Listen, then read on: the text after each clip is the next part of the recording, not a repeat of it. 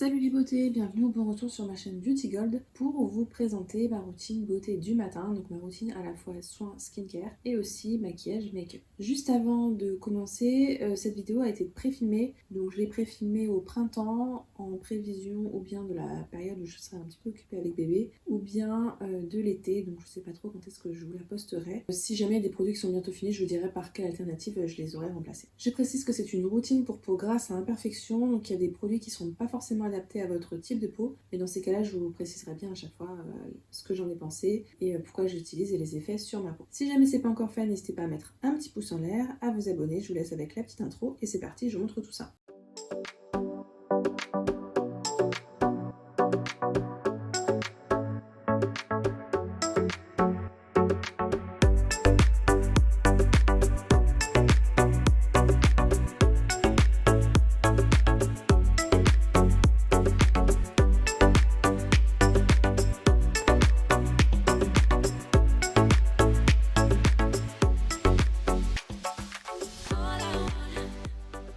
Il y a peut-être des produits que je vous ai déjà présentés dans une précédente routine ou dans des favoris, mais comme là je les ai bien avancés depuis la dernière fois, et ben je me dis c'est l'occasion de vous en reparler. Donc je ferai une vidéo séparée pour la routine du soir, puisqu'elle est un peu plus compliquée selon les soirs. Là aujourd'hui c'est vraiment juste la routine du matin. Donc le matin je commence mon nettoyage par un nettoyant un petit peu moins purifiant que le soir, puisque le soir c'est vraiment un nettoyant bien costaud. En ce moment je suis sur celui de Patika, la mousse nettoyante détox, anti-teinte terne. Alors je n'utilise pas sur les yeux ce nettoyant là. Je l'avais eu une fois dans un concours sur Instagram. Pas cette année, j'ai rien gagné sur Instagram l'année d'avant. Alors c'est une mousse qui nettoie bien, elle est bien efficace, j'ai rien à dire par rapport à ça. Elle sent plutôt bon. Maintenant j'ai pas particulièrement de coup de cœur, donc ça j'irai pas jusqu'à la racheter, mais elle nettoie bien. Elle est agréable, elle nettoie bien. La peau est bien purifiée après. Ensuite j'utilise une lotion anti-imperfection. Celle que je préfère pour le matin, c'est celle-ci de la marque Paula's Choice. Il s'agit de la lotion exfoliante à base de 2% d'acide salicylique. Donc ça permet d'exfolier la peau et d'enlever un petit peu tout ce qui est point noir. Elle est totalement liquide, il n'y a aucun effet gras, donc ma peau l'absorbe très bien. Et c'est très efficace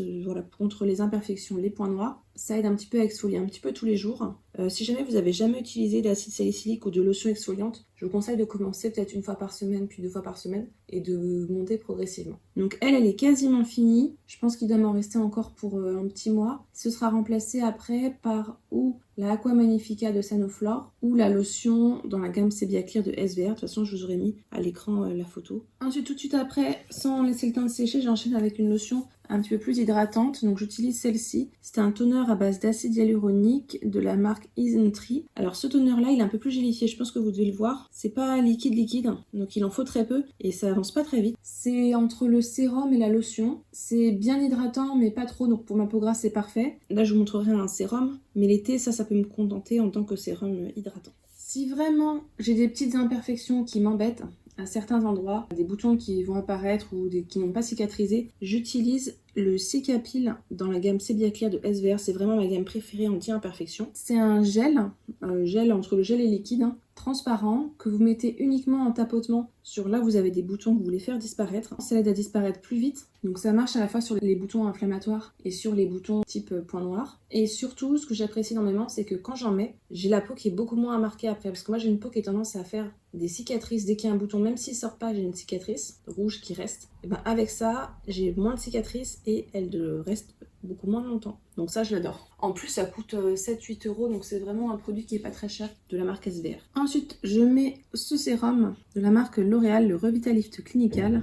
Moi, j'utilise celui à base de vitamine C, donc 12% vitamine C plus E, plus acide salicylique. Ça me sert à la fois de sérum anti-tache, avec la vitamine C, antioxydant, puisqu'en plus on a de la vitamine E, et également anti-imperfection, puisqu'il y a de l'acide salicylique. C'est un des sérums vitamine C des moins gras que je connaisse. Le moins gras étant celui de Vichy que je vous afficherai à l'écran, que je préfère quand il fait vraiment très chaud. Donc celui-là, il est bien entamé et il sera remplacé par celui de Vichy que vraiment j'adore. Il est assez efficace contre les taches. Contre les imperfections, c'est pas le plus efficace, je vous avoue. Mais contre les taches, ouais, il aide pas mal. Et j'apprécie le fait que ça me serve de 2 en 1. Parce qu'habituellement, je prends un sérum vitamine C et un sérum acide salicylique. Et celui-là, il me fait 2 en 1. Bon, après, l'acide salicylique, heureusement, j'en ai à la fois là-dedans et là-dedans. Donc, c'est pas grave si celui de L'Oréal est pas tip top. C'est peut-être aussi le léger effet gras qui fait qu'il y a cet effet-là. Donc ça, j'utilise en ce moment quand j'ai la peau peut-être un peu irritée. Dès qu'il fait trop chaud, je vais l'arrêter. Il s'agit du Centella Green Level Buffet Sérum. Donc c'est un sérum que j'utilise en tant que sérum hydratant. Dedans on a de la Centella asiatica, niacinamide, panthénol, peptide. C'est gélifié, c'est très bien absorbé par la peau, ça fait pas d'effet gras, c'est hydratant quoi. C'est un bon sérum hydratant que j'aime beaucoup. Et en général ce que je fais c'est que j'attends un petit peu que celui à la vitamine C soit bien absorbé avant d'utiliser celui-ci. Ensuite en crème, actuellement comme j'ai pas mal d'étapes avant et que notamment celle-ci qui est hydratante, j'utilise ce solaire là qui me sert à la fois de crème hydratante et de crème SPF. Donc de la marque Garancia, on avait eu ce SPF fluide, incroyable douceur, invisible, Sun Protect. Je suis désolée, il y a beaucoup de bruit dans la rue. Donc SPF 50+, très haute protection, anti-âge, anti-tache. Sans effet blanc, sans effet gras, collant, sans parfum. Alors je suis pas d'accord pour l'effet gras.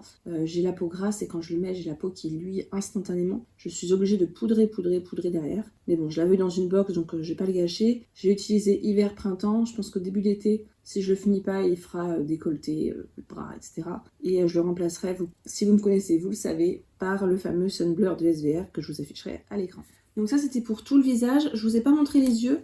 En sérum contour des yeux, j'utilise celui-ci de la marque Vichy qui m'a duré un bon moment. Là, il m'en reste encore, mais il en faut tellement peu que ça dure très longtemps. Il s'agit du Mineral 89 Yeux Eye. Je sais qu'il y a une version sérum pour le visage, mais je ne l'ai jamais utilisé. J'utilise que celui pour les yeux. Il est très bien en sérum hydratant. J'ai le contour des yeux qui est très sec. Autant le visage il est gras, autant les yeux c'est très sec. Et il est très bien et il vaut 15 ml, ça dure vraiment super longtemps. Parce que la petite pompe qui est là, en fait quand vous appuyez ça vous donne vraiment la juste dose pour les deux yeux. Pas de gâchis quoi, vraiment très bien. Et la crème que j'utilise actuellement, celle-là je l'aime pas trop. Il s'agit de cette crème Illuminating Eye Cream Cara Look de la marque Hello Body qu'on avait eu dans une Blissime je crois.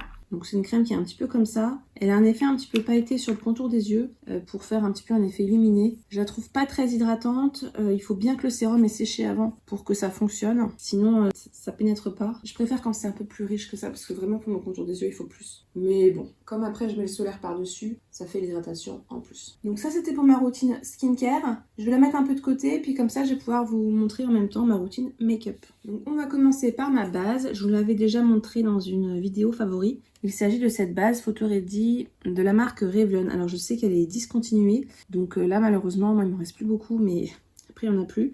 Donc c'est une base qui floute très bien, qui matifie. Pour les peaux mixtes ça convient aussi. Elle a un très léger effet blanchissant, mais franchement avec le maquillage ça part derrière. Elle est géniale à utiliser après la Garancia SVR parce que du coup ma peau qui était grasse, tout d'un coup hop elle ne l'est plus. Elle peluche pas, elle agrée bien le maquillage, ça tient bien dans la journée. Franchement elle est top. Donc elle n'existe plus mais j'ai vu que Photo Ready ils avaient fait d'autres bases, une base matifiante et une base hydratante je crois. Donc je me pencherai sur les autres. Alors je vais pas forcément en faire dans l'ordre, je vais commencer par comme pour les skincare. Je vais faire d'abord le teint et puis après je ferai les yeux. Même si comme pour le skincare j'incorpore certaines étapes. Donc pour le teint, ensuite, j'utilise le concealer de la marque Lancôme Teint Idol Ultra Wear All Over Concealer pour camoufler un petit peu les petites imperfections, les petits boutons, ces choses-là. Il en faut très peu, donc je l'aime beaucoup. Ensuite, alors celui-là j'ai quasiment fini. Il s'agit de la marque Dior, d'un fond de teint poudre, fini floutant naturel. Ah voilà, c'était le Dior Backstage et malheureusement ce fond de teint là ne se fait plus. J'ai cherché partout et il se fait plus du tout. Et là j'ai plus que touché le pan donc il me reste encore sur les bords. Donc je racle mais je pense que lui il va faire l'été et puis après c'est fini quoi. Donc c'est bien dommage qu'il n'y en ait plus. Là c'est la teinte 2N mais je crois que j'avais la teinte aussi 1,5 mais qui est trop claire pour le moment. Donc je pense que j'aurai la teinte 1,5 pour l'hiver prochain et c'est tout. Ensuite en blush, j'ai pas trop envie de trop sortir plein de blush en ce moment. Donc je sais pas, je suis restée sur celui de MAC, sur celui-ci. Qu'on avait dû avoir dans une édition limitée Blissime. Ma teinte c'est la teinte Melba. Et puis je trouve que ça fait une bonne mine. Alors il est très discret, hein. Vraiment il se voit pas. Pour qu'il se voit, il faudra en mettre des tonnes. Donc c'est une teinte voilà, qui est plutôt naturelle, donc c'est ça que j'aime bien aussi. Parce que je cherche pas non plus à avoir un effet particulièrement waouh quoi. Ensuite, alors là ça dépend si j'ai oublié de le faire ou pas, sinon je le fais l'étape d'après. Et puis ça dépend aussi de l'effet que je veux, si je veux plus de matité ou au contraire plus d'éclat. Donc j'utilise cette poudre terracotta de Guerlain qui sent super bon. J'aime beaucoup, il y a plusieurs couleurs. D'ailleurs des fois j'utilise en blush, ça me fait blush, bronzer, tout ça. Je suis pas une experte en maquillage, hein. Moi j'ai la teinte claire light cool. Je pense que pour l'été vraiment, été, ça n'ira plus. Mais pour le moment, ça va bien. Poudre éclat, bonne mine. Oui, ça me sert de bronzer, de poudre en ce moment. Et puis l'été, je passe à la Charlotte Tilbury, que j'ai en teinte un peu plus foncée pour l'été.